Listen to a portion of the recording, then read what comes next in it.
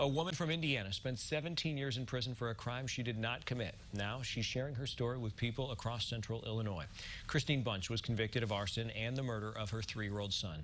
He died when her home caught fire in the 90s. She was exonerated in 2012. WCIA3's Gabrielle Franklin joins us from our Capitol newsroom tonight. Gabrielle, you spoke to her today.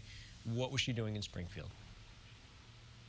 Paul, Kristine Bunch teamed up with the Illinois Innocence Project to help explain their mission of getting justice for people who are wrongfully convicted of crimes. In the summer of 1995, Bunch was arrested and charged with setting a fire that took the life of her son. She was charged with felony murder on top of the arson charge and sentenced to serve 60 years in prison.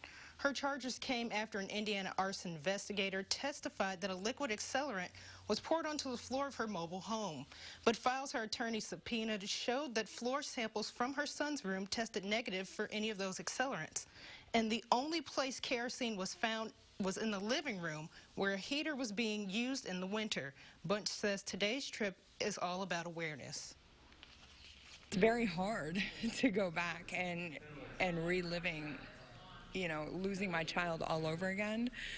But it's also necessary because I need people to realize that this can be something that happens, an accident, and you can end up in prison for it. And we want to make sure that doesn't happen to anybody ever again.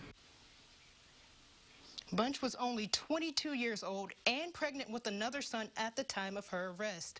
Now, she says that made her journey all the more difficult, but she enjoys spending time with her son now that she is out and he's a little bit older. Paul? That's a heartbreaking story, but definitely a necessary message. Gabrielle, thanks. Well, Bunch is not done sharing that story in central Illinois. Tonight at 6, she'll join cadets at the Police Training Institute at the U of I. Her goal is to help law enforcement avoid these situations of wrongful conviction in the future. Between 50 and 70 cadets are expected to take part in her discussion there.